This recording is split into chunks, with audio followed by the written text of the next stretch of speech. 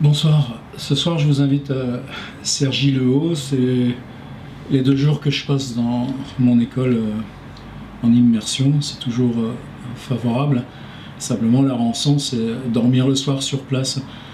Il y a des tas de profs dans toutes les écoles d'art en France qui font ça comme ils peuvent dans des pioles à 30 €. Je vais vous montrer celle-ci tout à l'heure. Elle est pas bien grande et c'est pas très rigolo, mais au moins on a le paysage. On a juste en face le carrefour et puis justement cette supermarché que je voulais vous parler ce soir. Le temps passe vite. Il y a déjà quelques semaines que j'ai tenté la vidéo pour un atelier sur les portes à partir de ce tout petit chapitre dans ce livre évidemment magique et décisif qui est Espèce d'espace de Georges Perec. Ce soir, je voulais simplement tenter de parler de l'exercice que je proposerai demain donc, à mes étudiants de l'École nationale supérieure d'art de Paris, Cergy, NSAPC, mais puisque vous regardez mes vidéos, vous êtes au courant de ce qu'on y fait. Alors, dans ces suites de mercredi après-midi, c'est un temps ritualisé, 14h-17h, en général je parle... On commence à 2h10, c'est toujours un petit décalage. Je parle en gros 50 minutes chrono et à 3h ils écrivent. On se retrouve à 4h, ils font ce qu'ils veulent, c'est pas forcément le nez penché sur une page. On est dans un grand amphi, un petit peu sombre, tout ça, mais qui permet au moins de voir aussi les vidéos proches. Et ça me permet par exemple, dès qu'ils ont fini l'exercice, ils me l'envoient par mail. On l'installe en très gros comme ça sur l'écran et en même temps qu'on lit à voix haute, on peut discuter et se référer au texte écrit et projeté. Et donc il y a 7 heures là, comme ça de lecture, impro, retour, analyse, travail. Ça dure bien 1 heure parce qu'on est une vingtaine. Et voilà, j'essaye de suivre des séries. Au début de l'année, c'est toujours un petit peu des choses pas basiques, mais refaire en gros le parcours des principaux paramètres pour ceux qui nous rejoignent juste. Et puis là, au 2e semestre, j'aime bien au contraire suivre des pistes par auteur. Par exemple, on a suivi Marguerite Duras sur plusieurs semaines. Ou des pistes thématiques, s'approcher près de ces objets qui ne sont pas de l'écriture pour tourner un film, mais qui se présentent fictionnellement comme du film. Trêve de préambule et prologue, ce que je souhaite leur proposer demain, c'est une réflexion sur le réel. Comment prendre un grain de réel et y balancer comme une caméra subjective. C'est-à-dire non pas l'auteur qui dit le réel, mais l'auteur qui projette, comme on le fait tout le temps avec nos petits outils tenus à la main ou perchés dans les trucs de surveillance, un outil immersif dans le mouvement même et la pluralité des voix de ce qu'on nomme réalité. Cette intersection de la littérature et du réel, j'allais dire qu'elle est aussi ancienne qu'elle. La seule différence, c'est que dans la tragédie grecque, il y a les dieux, et puis que, évidemment, maintenant, les dieux, il n'y en a plus. Ce matin, avec les attentats de Bruxelles, c'est pas une parole qu'on dit à la légère. Simplement, comment entrer dans cette cacophonie sombre, horizon noir, comme dit Baudelaire. Et cet endroit où précisément dans cette machine grippée du réel, les responsabilités ne sont pas divisibles.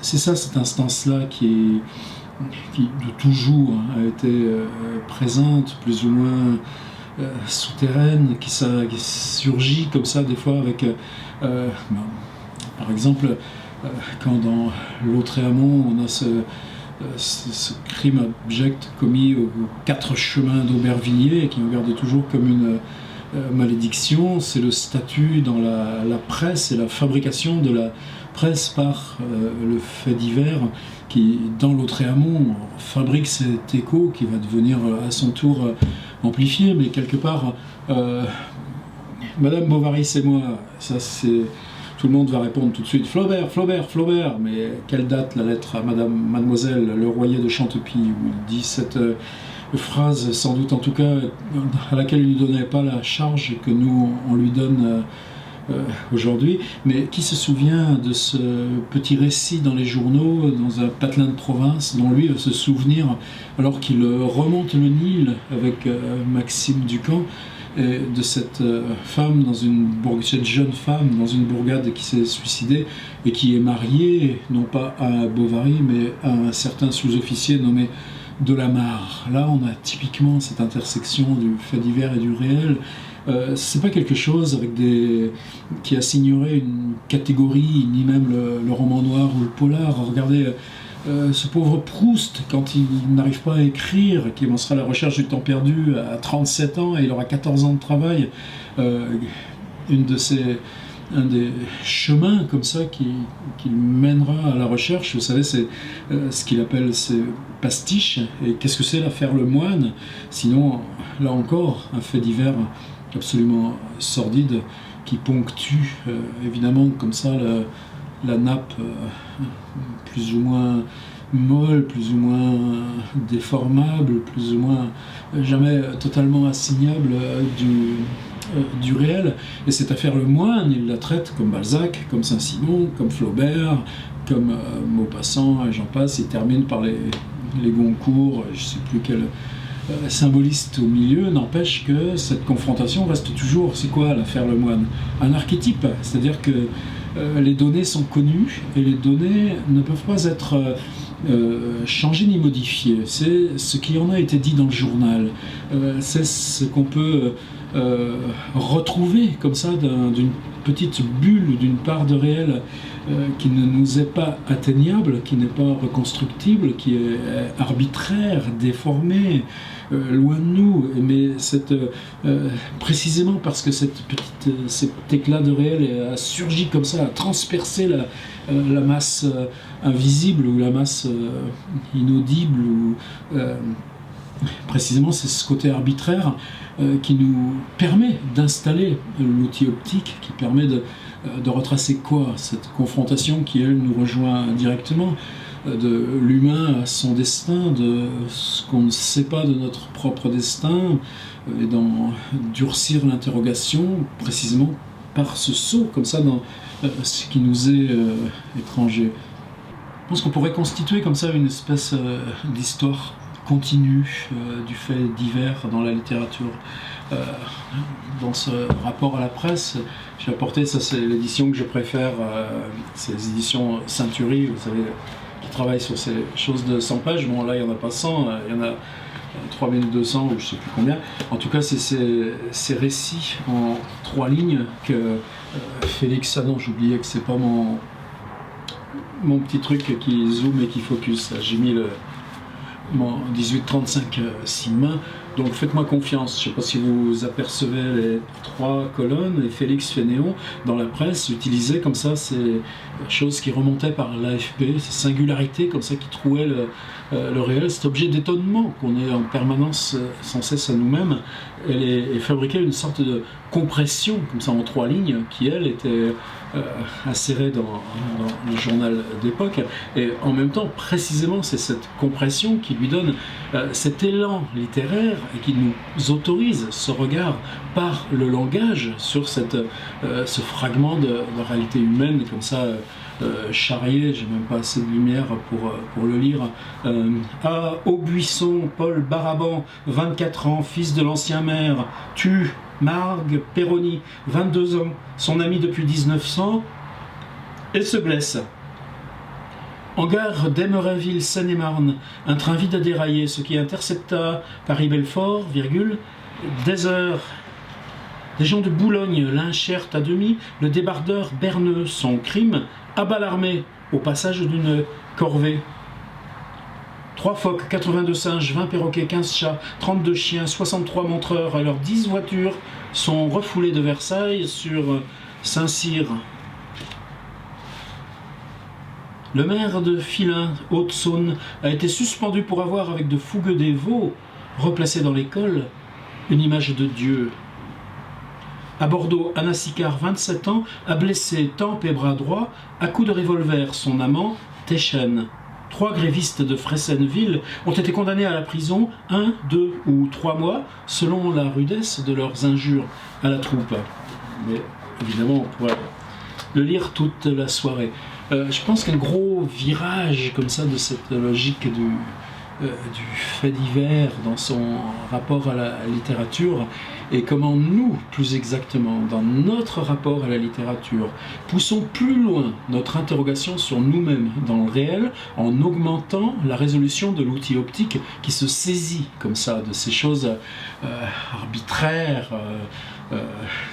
souvent sordides, mais en tout cas précisément ce qu'elles nous révèlent, comme ça un petit timbre-poste qui sinon passait inaperçu, c'est In Cold Blood, de sang-froid de Truman Capote. Dans ce de sang-froid, évidemment, le livre est devenu tellement célèbre, tellement un culte, et je pense que Capote lui-même, Capote, ne s'en est même pas, n'a jamais réussi lui-même à s'en remettre. C'est quoi? C'est une espèce de plaine comme la Beauce, c'est des petites routes qui vont jusqu'à un trou du cul du monde, c'est une ferme dont on va connaître tous les détails, et puis c'est un crime de hasard commis par 2 types qui n'ont aucune réflexion, ni aucune pensée, ni peut-être même pas de stricte connaissance de l'implication de leurs actes. Simplement, ce qui n'avait jamais été fait, c'est traiter ça en 400 pages. Et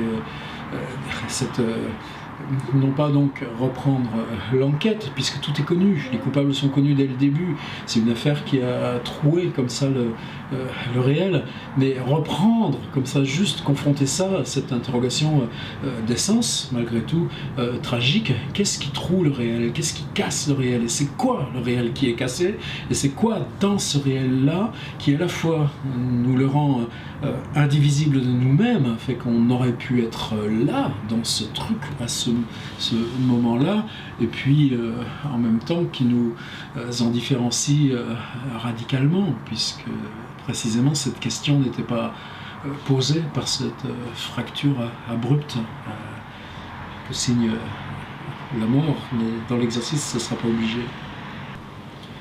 Après, dans le domaine contemporain, d'ailleurs, si vous cherchez littérature et faits divers, et puis vous entrez ça dans Google, vous trouverez un espèce de zigoto qui s'appelle François Bon, qui a fait un livre qui s'appelle Un fait divers. C'était chez Minuit en 94. C'est un truc que je traînais depuis 10 ans, c'est pour ça que je m'en croyais protégé, puis en fait, non, ça n'a pas été le cas. Il y a des histoires en justice qui m'ont fait beaucoup de mal. Je pense que ça a contribué plus que beaucoup d'autres choses à m'éloigner de la notion de roman, peut-être même en tout cas d'une envie simple et naïve de raconter des histoires. C'est peut-être bien pour ça aujourd'hui, avec la vidéo, que c'est bien pour moi de rouvrir ces trappes, ces vents noirs. Qu'est-ce que c'était un fait divers? Demain, ça, par contre, j'en parlerai pas aux étudiants, je raconte ni ma vie ni mes livres. C'était Angers, une ville où j'ai passé 2 ans étant étudiant, une zone un peu bizarre. On m'avait fait redoubler aux arts et métiers, une vieille école napoléonienne, encore dans un quartier populaire d'Angers, la Doutre, entouré de maisons en démolition, maisons fermées. On était en coloc avec ce copain Blédine qui a mis fin à ses jours quelques années après.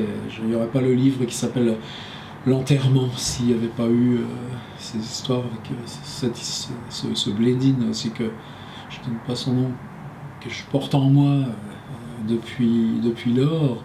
Et dans ces chambres de hasard, dans ces colocs, ces apparts dans lesquels on se succédait, je revois très bien une maison, son couloir, son escalier, la façon dont le parquet craquait sous les pas. Je me souviens du nom des copains qui l'habitaient, et comment il nous arrivait souvent de passer de ces soirées, comme on en passe à cet âge-là aussi, dans ces formes de dérive intérieure, de questionnement intérieur, qui n'a pas de solution. Les réponses, je les trouverai 3 ans, 4 ans plus tard, commençant solidement de m'atteler à écrire. Ça donne beaucoup d'humilité aussi quand on est prof en école d'art, qu'on sait très bien que ce qui peut éclore au plus vif, au plus brut, au plus solide, c'est pas là tout de suite avec la personne qu'on a juste devant soi et dont on lit une ébauche de texte. Donc j'avais un petit entrefilet que j'avais découpé dans Ouest France ou le Courrier de l'Ouest, je me rappelle plus. Mais en tout cas, ce qui était étrange, c'était comme ça un crime de hasard, un coup de couteau pris dans ces conditions arbitraires dans une chambre que quasiment que j'étais sûr de connaître, tout simplement. Pas plus, j'avais gardé ce truc-là plusieurs années et puis à un moment donné, on l'ouvre. Et on l'ouvre par la fiction. On change ça de ville, on change les personnages. Et puis, en même temps, comment on saute dans cet inconnu. Et c'est ça, là, pour moi, ce qui va être l'exercice. Quels outils on se donne. Moi, j'avais pris, mettre ça d'emblée dans un dispositif de représentation. On tourne un film.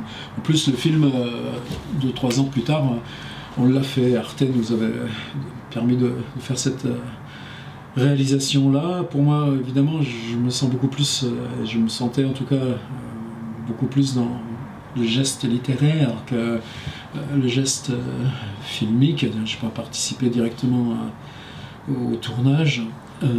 Ce que j'ai fait, c'est que à la fois j'avais des voix, le procureur, le commissaire de police, l'accusé, tel personnage, la victime, cette victime que je ne connaissais pas bien sûr, mais bon, tout s'est recomposé, puis en même temps j'avais les acteurs qui jouaient ça, le metteur en scène qui organisait l'acteur, j'avais les éclairagistes ou les scénographes, et donc en jouant comme ça de ces deux surfaces, comme ça, j'avais cette espèce de surface cible qui pouvait prendre relief, et qui comptait pourquoi? Qui comptait parce que j'entrais dans un lieu précis, d'un rapport à la ville, d'un rapport à la vie étudiante. En tout cas, c'est ces 2 années qui sont une espèce de trou un peu blême, un peu mou, mais qui ont été pour moi nécessaires à la chrysalide. Dans ces bibliographies où j'ai l'honneur à chaque fois du coup de figurer, il y en a d'autres. Prenez les derniers bouquins de Régis Jouffret, la façon dont il descend dans cette espèce de cave où un type en Autriche détenait comme ça une jeune femme pendant des années, mais là aussi il y a des sauts possibles. Prenez ce très beau blog qui s'appelle Dreamsland, conduit par Olivier Odasava, Hodasava. Olivier, récemment dans son travail comme ça, mené à partir de Street View, là encore, avait pris cette espèce de pavillon dans un lotissement américain tout ordinaire, et dans ce pavillon ordinaire, on venait de trouver, enfin une des 3 femmes avait pu s'échapper, qu'il avait séquestré comme ça pendant plus de 10 ans, et en même temps, c'est dans Google Street View, on a cet outil qui permet de remonter le temps, voir comment c'était en 2013, en 2011, en 2009, en 2007, quand ça a commencé. Et donc Odasava avait sorti comme ça une suite d'images absolument nettes de ce pavillon, les voitures garées devant, les passants, les poubelles dans le jardin, tout ce truc-là. Et en même temps, cette tragédie qui se déroulait dans ce lieu clos, en ce moment même, restait évidemment strictement inaccessible. Ça, c'est un modèle de détournement. Un autre modèle de détournement, je pense encore à un photographe, Bruno Serralong, SE2RA-LONGE. Si vous ne connaissez pas le travail de Bruno, vous trouverez son site facilement. Un de ses premiers boulots après les Beaux-Arts, ça avait été de s'embaucher, je crois que c'est à Nice Matin, en tout cas un quotidien local, en tout cas c'était à Nice, et ce qui s'était donné comme contrainte, c'est que tous ces faits divers qui trouaient l'actualité du journal, lui, il s'y rendait le lendemain matin.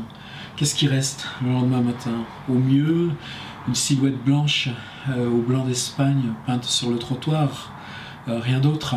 Mais même s'il n'y a pas ça, la photographie qu'il émettait était conditionnée, c'est d'un lieu absolument banal, banalisé, revenu à sa banalité, portait encore trace, même par l'absence, de ce qu'il avait cassé et troué. Voilà, c'est dans cet espace-là que je voudrais rentrer. Je parlais de Régis Geoffrey, évidemment, je pense qu'un de nos copains aussi, Brave Emmanuel, la dernière fois que je l'ai vu, c'était Boulevard Saint-Germain.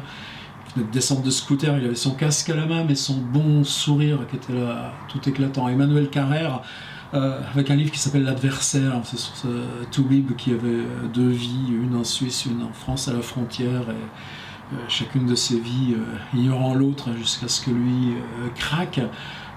L'Adversaire est une espèce de trouée littéraire absolue et d'importance, où tout tient par la langue, où tout tient par le récit, et ce que le récit donne à questionner, alors même que l'objet de la question est hors de notre portée. Bon, l'adversaire est un des cailloux sur cette piste-là. J'en arrive enfin à mon exercice, mais vous voyez, pour moi, ce sera ça le début de l'exercice. Faits divers, peut-être que vous en avez dans votre tête, pas des grands, pas des légendaires, c'est pas Marguerite Duras et puis le petit Grégory et puis 40 pages dans Libé, tout ça. Non, c'est quelque chose de plus près, c'est quelque chose de ce hasard, de ce destin. Je pense à ce récit de Vladimir Stepanovich qui s'appelle La bouche pleine de terre. C'est quoi, une bagnole qui s'est retournée sur le toit, le type qui est moitié assommé, je ne me rappelle plus des détails, mais qui en sort à quatre pattes. Et puis voilà, à partir de ce moment-là, qu'est-ce que sont les cercles autour, les cercles noirs, les cercles durs, les cercles de hasard, les choses qui auraient pu changer. On est dans de la vieille ficelle du scénario. Simplement, tous ces scénarios font facilement de la daube, mais si on touche juste, bang, jackpot. C'est comme ça qu'il faut dire, bon, je sais pas. Donc la première chose, c'est comment vous allez le trouver, ce fait divers que vous allez vous approprier. Pas besoin d'aller loin, prenez Sophocle, prenez Antigone, Oedipe, tout ça, à chaque fois des choses comme ça. Il y en a à portée de main. C'est quoi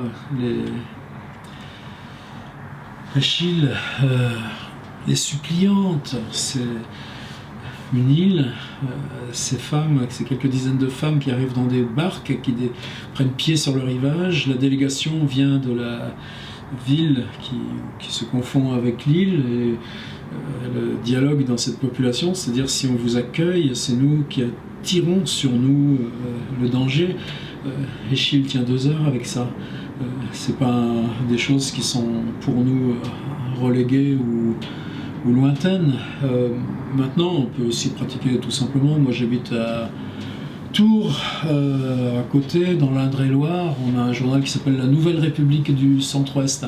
Cherchez NRCO sur Internet, et puis baladez-vous. Il y a des éditions à Blois, à Saumur, à Châteauroux et tous ces coins-là. Bon, je le fais pas tous les jours, mais c'est des projets de bouquins que j'avais eu pour 20 ans, d'aller prendre comme ça ces petites choses qui ne débordent pas leur écho comme ça, ni purement local, donc en termes spatial, ni temporel. Ça se reclôt souvent dès le journal du lendemain, peut-être une résurgence après s'il y a un épisode judiciaire. Alors, tout pareil, si vous ne savez pas quoi prendre, allez farfouiller dans le journal du pays de vos grands-parents, vous trouverez bien.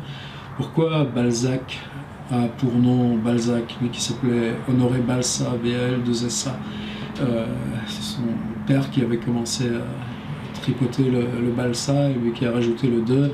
Il y avait eu un Balsa qui était ouvrier agricole quelque part dans l'Ardèche ou ces coins-là. On lui avait mis un crime sur le dos, il ne pouvait pas se défendre, il était condamné à mort. Donc cette condamnation, cette ignominie se promenait loin dans la famille, même si ce type, a priori, n'était pour rien dans l'histoire, il n'était que la victime désignée. Là encore, on est dans cette petit truc du fait divers et ce rapport qui va traverser jusque très loin la comédie humaine. Prenez ce crime qui signe la magnifique ouverture d'un livre raté de Balzac qui s'appelle Le curé de village, une espèce d'utopie formidable et d'utopie qui tourne en fait comme le télème de Rabelais tourne à quelque chose de réglé, c'est une espèce d'utopie qui tourne à une espèce de recouvrement par la boue. Bon, je ne me disperse pas. Maintenant, vous avez trouvé votre fait divers, vous êtes capable d'aller chercher ce qui va vous tomber sur la main, non pas dans les journaux nationaux, parce que ça sera trop compliqué, mais comme ça, un tout petit truc, pourvu qu'il y ait du hasard, de l'arbitraire, et aller chercher là où ça vous chatouille, là où ça vous chagrine, là où ça vous pique. Mais prenez-le à toute petite échelle, c'est un micro-rouage qu'on va trouver. Dernière partie, je vous promets. C'est un truc qui s'était passé il y a 4 ou 5 ans, je ne sais même plus la date, disons 5 ou 6. Un type qui... Il y a une symbolique, il faut toujours ces symboliques de départ. Un type dans un supermarché, au rayon bière, en prend une, des capsules et la boit. Lequel d'entre nous n'a pas eu ce genre de geste au supermarché? Je ne vais jamais à Auchan, Saint-Cyr-sur-Loire, sans aller la main qui prend un fruit ou deux, une date, de ces petits kumquats et tout ça. Ouais, je suis gourmand, d'accord, mais c'est pas la question. Je sais pas, c'est plus bizarre que ça. Bon, ce type se fait choper par les vigiles, il le traîne dans la pièce qu'il aurait réservée, et ça tourne le lynchage, le type meurt. Moi je m'en souviens très bien, figurez-vous, parce que quand ça m'avait choqué, et j'en avais fait un billet sur mon site. Dans le billet, j'avais eu aussi cette espèce de réflexe de caméra spatiale, quoi, c'est-à-dire de caméra subjective, de caméra lancée au loin. C'est-à-dire c'est des réalités qu'on connaît par cœur, c'est des réalités qu'en tant que père de famille, je pratiquais au moins une fois par semaine. Et puis, en même temps, la façon dont les journaux rendent compte de ça, évidemment, il y a la colère, il y a la condamnation, il y a trop d'injustice et tout ça, mais comment c'est possible? Comment c'est possible, là même, dans ce même réel dont nous participons? Et j'avais eu ce... Bon, moi, c'est aussi une des questions qui font que j'ai envie de venir travailler par là. Je choisis que mon site soit mon travail en permanence, ce qui fait qu'il y avait eu un truc, ça doit peut-être représenter 4-5 pages, je n'ai jamais relu depuis, mais où il s'agissait de réagir à ce truc-là. C'est dans le site le recouvre et tout ça. 4-5 mois plus tard, pas longtemps après, un copain, Laurent Mauvignier, Tourangeau lui aussi, mais qui a longtemps qui n'habite plus à Tours, il vit à Toulouse, publie chez Minuit, là où moi j'avais publié mon fait divers, un texte de 60 pages, c'est-à-dire un peu plus long parce que les pages sont plus larges qu'un texte fondateur je pense que Laurent, pour lequel Laurent a probablement la même vénération que moi, La nuit juste avant les forêts de Bernard-Marie Coltès, comme La nuit juste avant les forêts, qui commence, vous savez, avec des guillemets et qui finit 60 pages plus loin par 3 points de suspension, sans même finir les guillemets.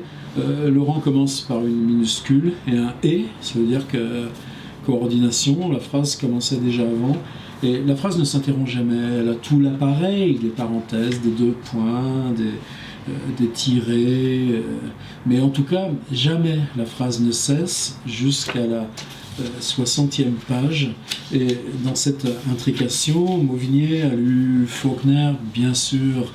Mauvignier est un grand lecteur de Claude Simon, bien sûr, il y a ces torts, il y a ces charrois de la langue, il y a cette lenteur des déploiements qui signent dès les premiers bouquins la phrase de Laurent Mauvigné, c'est le livre le plus court à ma connaissance qu'il ait produit, mais justement il y a cette rapidité, je prends les informations que j'ai à ma disposition. Ça se passait dans le nord de la France, mais je sais ce que c'est qu'un supermarché, je sais ce que c'est qu'un procureur, je sais ce que c'est qu'un vigile, je sais ce que c'est qu'une caméra de surveillance, je connais ces lieux, les galeries de supermarché, je connais ces pièces cimentées avec justement un écran de surveillance. Ce que je ne sais pas, c'est ce qui s'empare dans Sophocle d'Ajax. Ajax a tué pour rien dans la guerre. Eh bien, la tragédie de Sophocle qui s'appelle Ajax, il plante son épée, paume dans la terre et il se lance dessus. C'est juste cet instant où Ajax se jette sur son épée pour ne pas supporter même ce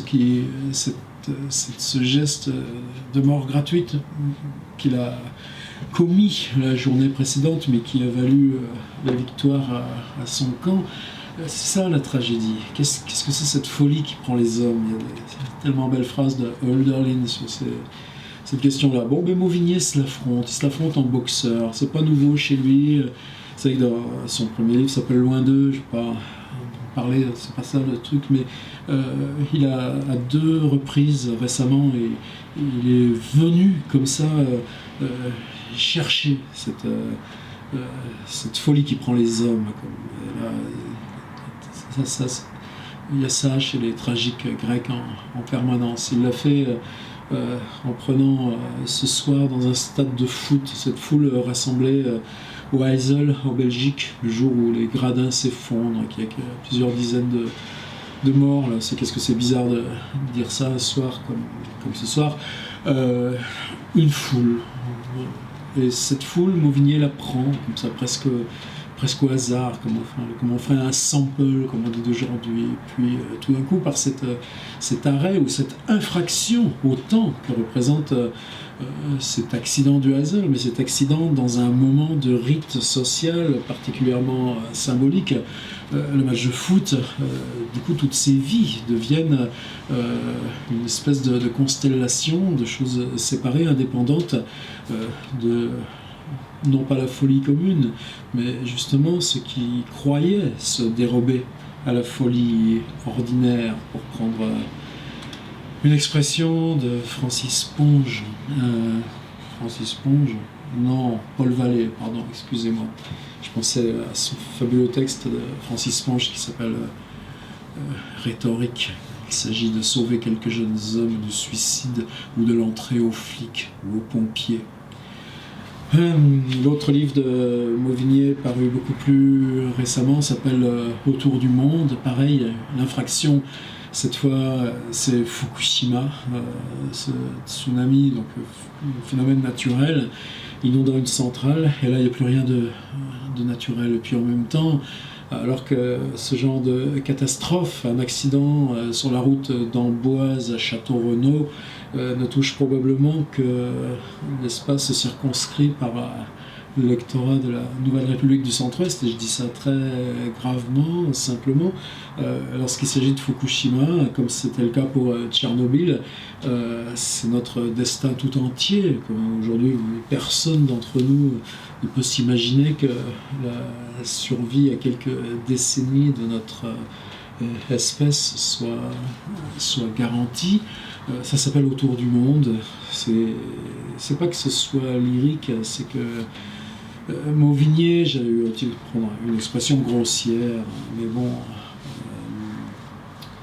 débrouillez-vous pour la retrouver. Mauvigné, le muscle, ce qui est bizarre parce que c'est un gars, j'aime bien le tenir dans mes bras et boire un coup avec lui, mais c'est pas le muscle qui le caractérise. Simplement en littérature, si. C'est-à-dire comment on affronte la quantité. Et la quantité, là, c'est quelque chose de mondial. Olivier Rollin l'avait fait aussi, comme ça, il y a quelques années. Mais Mauvigné se sert, comme ça, de ce que Fukushima ne déplace pas, mais pour aller se saisir, comme ça, de toute cette constellation, partout, comme dans le titre, Autour du monde. Ce que j'appelle oubli, une seule phrase. Vous avez pigé, ça vous le faites aussi dans les séances. Commencez là comme vous voulez, et commence avec une minuscule, il n'y a rien avant. et elle ne s'arrête pas, la phrase. Graphiquement, si vous écrivez à la main, vous pouvez même le faire comme faisait Jean-Paul Gou, on écrit sans marge, recouvrez, continuez, mais comme ça, il n'y a pas le droit d'arrêter la phrase tout le temps qu'on avance le récit. Ce que vous savez du récit, vous, les données, vous les aurez tout de suite éclusées. Les données, elles sont résumables. Elles tiennent chaque fois, c'est pour ça que j'ai apporté Félix Fénéon et ses dépêches AFP recomprimées, réécrites. Les données sont résumables, les données sont quantifiables. Simplement, dès lors qu'on balance comme ça cet outil à distance, ce qui se réouvre devient infini. Je vais lire un tout petit bout, Mauvigné. La gamine est assise dans le caddie vide. Et le père regarde les bouteilles de vin sans voir les vigiles marchands avançant sans même se regarder, mais lui il les voit et il a le temps de se dire que l'autre, avec la barbe pas plus épaisse qu'un trait qui dessine la mâchoire, celui-là ne doit pas aimer courir, il est lourd plus que lui, je peux courir plus vite, se dit-il, mais au lieu de ça, il reste avec la canette vide et il la froisse, non, il ne la froisse pas, il la pose devant lui, là d'où elle vient, et il se retourne quand il entend une voix, la première, celle du plus vieux des quatre, t'as de l'argent pour payer ça? Et c'est comme si le silence se refermait sur lui-même, ce silence-là, plutôt que d'essayer de chercher derrière des uniformes un camarade, un ami. Après tout, ils font leur boulot, c'est ce qu'ils croient au début. À ce moment-là, et les mots qui viennent dans sa tête, c'est uniquement pour dire « Je pensais pas qu'on me repérerait si vite ». Les caméras au-dessus de lui le regardent entre les annonces des sorties de secours et les promos. Au moment de les voir arriver, il pense que son programme de la journée est compromis. Il se dit qu'il sortira tout à l'heure et prendra le bus en se répétant qu'il n'a pas eu le temps d'aller voir l'animalerie au fond du supermarché. Voilà ce qui aurait dû se passer. Aller regarder un moment les oiseaux, les chiots, les tortues, les animaux bizarres, les écouter, ce qu'il s'était raconté qu'il ferait. Voilà ce à quoi il a pensé quand il n'avait pas encore en tête la violence des coups à venir et le froid de la dalle de Simon, car au début, il ne peut pas se douter ni imaginer qu'il ne lui restera bientôt que la nudité et la froidure, etc., etc.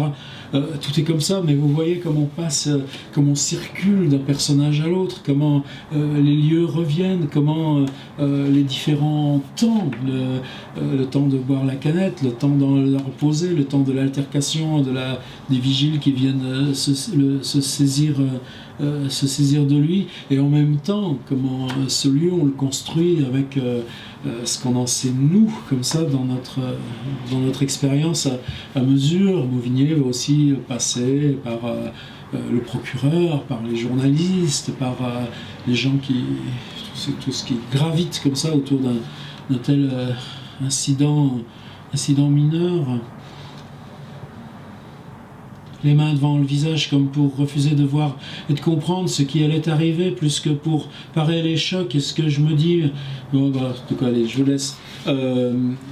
Dans la partie abonnés du site, vous savez toujours, il y a mes fiches imprimables, il y a un extrait assez consistant, mais je me l'autorise parce qu'il s'agit de, comme on dit, de fair use, c'est pas admis dans le droit français, c'est des possibilités d'usage pédagogique, mais on n'en est pas là. Donc vous aurez un extrait de Mauvigné, en même temps, qu'est-ce que ça coûte, un bouquin comme ça coûte 7 €. Je vous assure que... allez, on n'entre pas dans ces choses-là. Je résume. Vous choisissez un endroit qui pour vous n'est pas gratuit, un endroit avec lequel d'abord ça vaut de s'expliquer. Et pour moi, ce terme d'explication appliqué à la littérature, je l'assume et complètement. Après, une fois ce truc choisi, les données, on peut les écrire, les quantifier. Pensez à Félix Fénéon, mais Lovecraft aussi faisait ça, Kafka faisait ça. C'est-à-dire, si vous le résumez en 3 lignes, ça donne quoi? Si vous le résumez en 5 lignes, ça donne quoi? Les éléments, ils sont là. Vous les notez.